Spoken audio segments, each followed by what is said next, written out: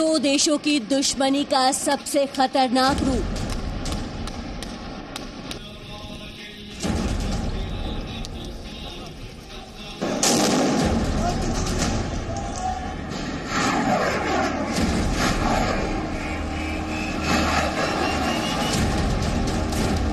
चालीस घंटे में 1000 रॉकेट से निशाना।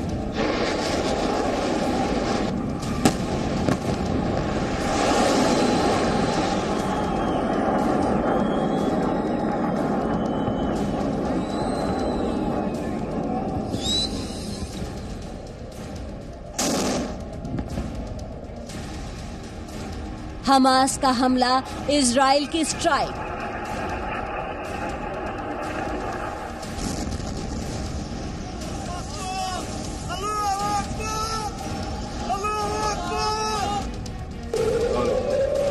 इजराइल का सबसे बड़ा operation. My expectation and hope is that this will be closing down sooner than later. But Israel has a right to defend itself when you have thousands of rockets flying into your territory. जिसने छेड़ा, Israel अब उसे नहीं छोड़ेगा।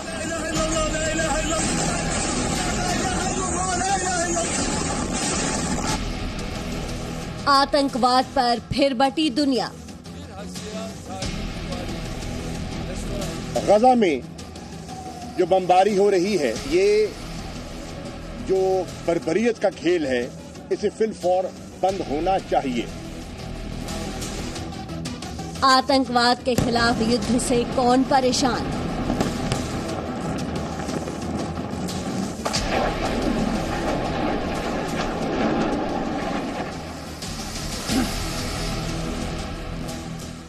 पूरी दुनिया एक तरफ कोरोना वायरस से युद्ध लड़ रही है तो दुनिया के दो देश आपस में ही लड़ रहे हैं। इजराइल और फिलिस्तीन एक बार फिर से आमने सामने हैं। करीब 7 साल बाद एक बार फिर से दोनों देशों के बीच युद्ध जैसे हालात हो गए। आतंकवादी संगठन हमास ने सोमवार से इजराइल के ठिकानों पर रॉकेट हमले शुरू कर दिए और बीते 3 दिनों में 1500 से ज्यादा रॉकेट हमला हमास ने किया है। इजराइल ने हमास को उसके ही अंदाज में जवाब देना शुरू कर दिया है। इजराइल फिलिस्तीन के गाजा पर स्ट्राइक कर रहा है। फिलिस्तीन के रॉकेट हमले से अपने लोगों को बचाने के लिए इजराइल ने आसमान में एक रक्षा कवच बनाया है जो दुश्मन के रॉकेट को हवा में ही खत्म करने की ताकत रखता है। इस अभेद्य कवच का नाम है आयरन डोम शील्ड। देखिए कैसे इजराइल का रक्षा कवच उसके नागरिकों की जान बचा रहा है।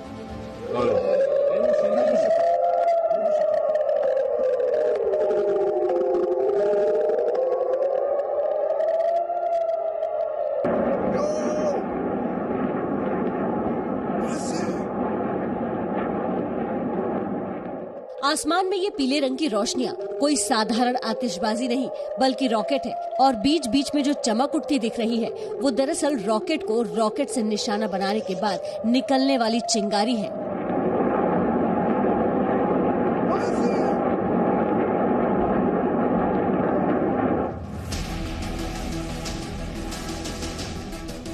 ला इलाहा इल्लल्लाह, ला इलाहा इल्लल्लाह, ला इलाहा इल्लल्लाह। इजराइल में जंग के हालात हैं। इजराइल के दुश्मन और फिलिस्तीन के आतंकवादी संगठन हमास ने इजराइल पर रॉकेट हमलों की बौछार कर दी है। अपने कब्जे वाले इलाके गाजा से हमास रॉकेट लॉन्चर से इजराइल पर हमला कर रहा है।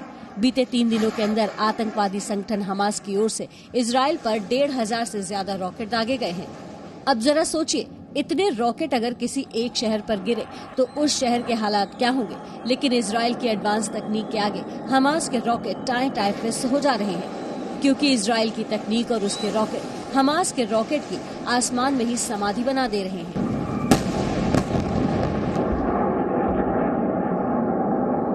आपको आसान भाषा में समझाते हैं कि आखिर इजराइल कैसे अपने दुश्मन के रॉकेट को आसमान में ही खत्म कर दे रहा है। इजराइल की इस तकनीक का नाम है आयरन डोम शील्ड। दरअसल ये इजराइल का शक्तिशाली एयर डिफेंस सिस्टम है। इस सिस्टम के तहत इजराइल ने अपने शहरों के ऊपर एक अदृश्य सुरक्षा घेरा तैयार किया है। इस सुरक्षा घेरे को अगर दुश्मन देश के रॉकेट तोड़ने की कोशिश करते हैं तो जमीन पर मौजूद रडार सिस्टम उन रॉकेट सिग्नल्स को इंटरसेप्ट कर लेता है। इस सिग्नल की monitoring battle management control system करता है। बैटल मैनेजमेंट कंट्रोल सिस्टम से फायरिंग का ऑर्डर सीधे मिसाइल फायरिंग यूनिट के पास जाता है, जहां से दुश्मन के हर रॉकेट को टारगेट मानकर मिसाइल दागी जाती है। दुश्मन देशों के रॉकेट जमीन पर आने से पहले आसमान में ही ध्वस्त हो जाते हैं। आयरन डोम शील्ड को राफेल एडवांस डिफेंस सिस्टम और इजराइल एरोस्पेस इंडस्ट्रीज ने मिलकर तैयार किया है। अमेरिका ने इसमें आर्थिक और तकनीकी मदद दी थी। इजराइल के आयरन डोम एयर डिफेंस सिस्टम का स्ट्राइक रेट 80 से 90% है, यानी अगर दुश्मन की तरफ से 10 रॉकेट आ रहे हैं तो 8 रॉकेट को ये एयर डिफेंस सिस्टम आसमान में ही तबाह कर देता है। हालांकि हमास के कुछ रॉकेट एयर डिफेंस सिस्टम के बावजूद इजराइल के रिहायशी इलाकों में गिरे, जिसकी वजह से इजराइल को नुकसान भी उठाना पड़ा है। फिलिस्तीन के हमले में अब तक इजराइल के 7 नागरिकों की जान जा चुकी है। फिलहाल इजराइल ने हमास और फिलिस्तीन के खिलाफ सबसे बड़ी जंग छेड़ दी है। अगर ये जंग कई दिनों तक खिंची तो बहुत मुमकिन है कि दुनिया के कई और देश भी इस युद्ध में कूद सकते हैं। ब्यूरो रिपोर्ट, जी मीडिया। कहा जा रहा है कि इजराइल और फिलिस्तीनियों के बीच ताजा खूनी संघर्ष पिछले हफ्ते पहले शुरू हुआ था, जब रमजान के आखिरी शुक्रवार को पूर्वी यरूशलेम के अल अक्सा मस्जिद पहुंचे फिलिस्तीनियों की इजराइल के सुरक्षा बलों से हिंसक झड़प हो गई। इसके बाद फिलिस्तीनी सेना ने इजराइल पर रॉकेट हमले शुरू कर दिए। इसके जवाब में इजराइल ने भी रॉकेट दागे। फिलिस्तीन और इजराइल के बीच विवाद एक हफ्ते या एक महीने पुराना नहीं है, बल्कि ये झगड़ा करीब 100 साल पुराना है और इस झगड़े की जड़ में है एक शहर और धर्म।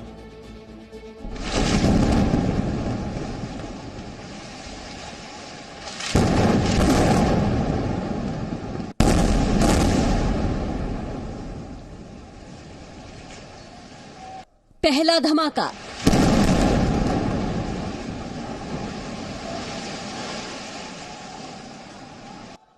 दूसरा धमाका।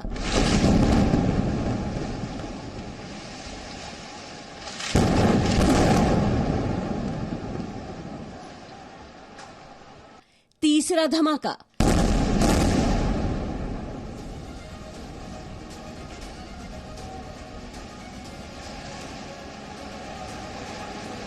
तीन धमाकों में एक ऊंची सी बिल्डिंग ताश के पत्तों की तरह ढह गई और रह गया सिर्फ धुआं। आतंकवादी संगठन हमास के कब्जे वाले गाजा शहर में इजराइल ने एयर स्ट्राइक किया और इस बिल्डिंग का ये हाल हो गया। इजराइल और फिलिस्तीन के बीच पिछले कुछ दिनों से जो जंग चल रही है, उसका एक छोटा सा ट्रेलर है ये बर्बादी।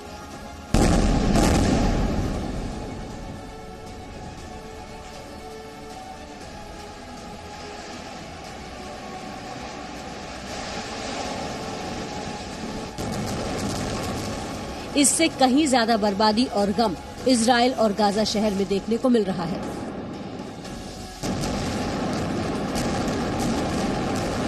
फिलिस्तीन और इजराइल के बीच दुश्मनी का इतिहास दशकों पुराना है।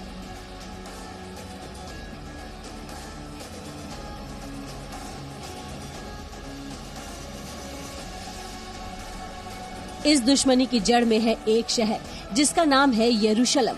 वर्ष 1948 में इजराइल एक राष्ट्र के तौर पर स्थापित हुआ, लेकिन उसे मिडिल ईस्ट इस्लामिक देशों ने कभी मान्यता नहीं दी।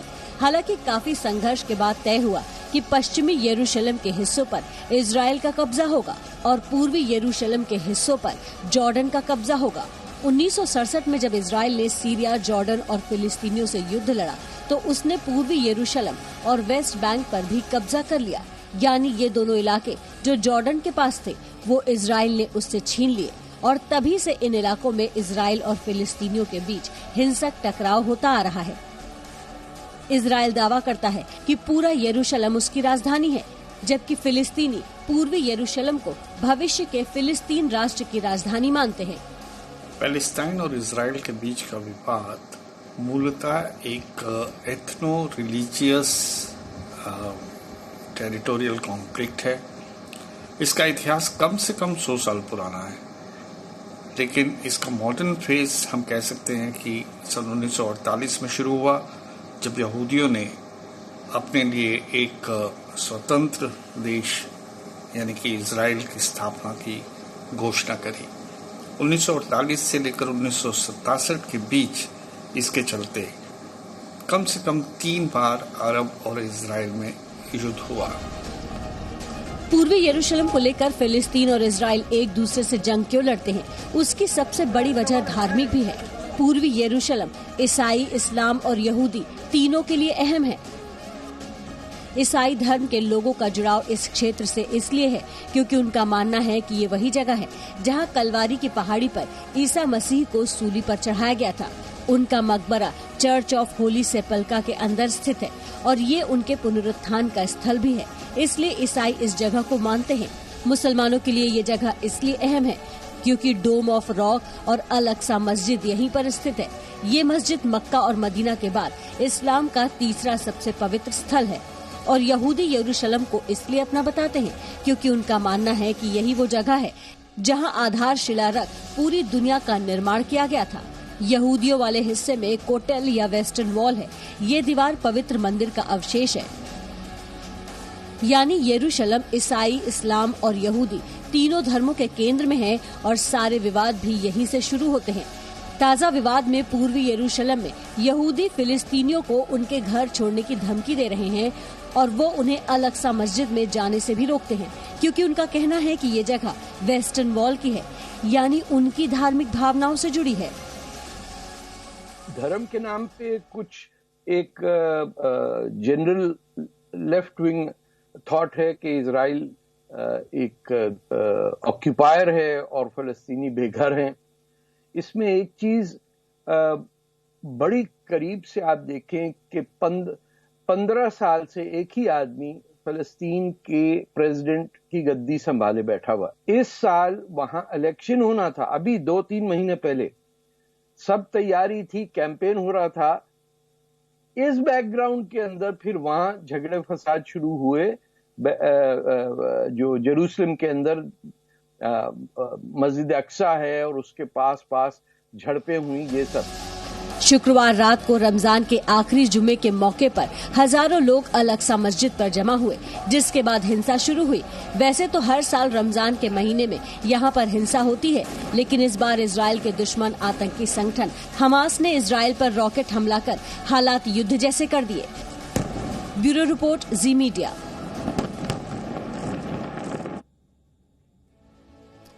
तो दुनिया इस वक्त महामारी से लड़ रही है। सिर्फ भारत ही नहीं, अमेरिका हो या ब्रिटेन या फिर रूस, सभी कोरोना को हराने में जुटे हुए हैं। ऐसे संकट के वक्त में इजराइल और फिलिस्तीन की लड़ाई दुनिया के लिए किसी बड़े खतरे से कम नहीं, क्योंकि इस जंग ने दुनिया को अभी से 2 धड़ों में बांट कर रख दिया।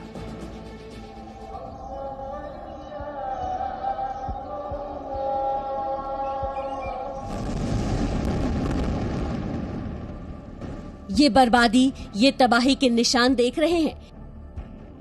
ये गाजा शहर की तस्वीरें हैं।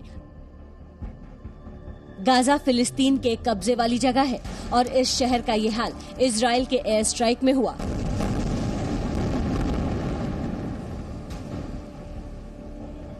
वहीं फिलिस्तीन के हमले के बाद इजराइल शहर के इस्देरौत का हाल देखिए। यहाँ फिलिस्तीन ने रॉकेट से हमला किया और एक मासूम बच्चे की मौत हो गई। युद्ध अपने साथ हमेशा तबाही लेकर आता है। नुकसान कभी एक तरफा नहीं होता, दोनों तरफ नुकसान होता है। बस फर्क इतना होता है कि कहीं नुकसान कम होता है तो कहीं ज्यादा। אזרחי ישראל, אנחנו בעיצומה של מערכה כבדה, מבצע שומר החומות. צה"ל תקף אתמול והיום מאות מטרות טרור של החמאס והג'יהאד האסלאמי ברצועת עזה.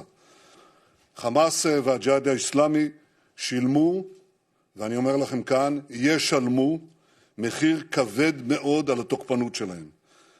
אני אומר כאן הערב, דמם בראשם. फिलिस्तीन और इजराइल की ये जंग अभी शुरुआती दौर में है, लेकिन इस जंग ने दुनिया को अभी से ही 2 धड़ों में बांट दिया है। My expectation and hope is that this will be closing down sooner than later.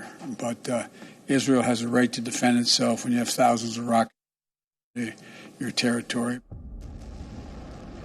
देश हित में वक्त एक छोटे से ब्रेक का है, फौरन हाजिर होंगे।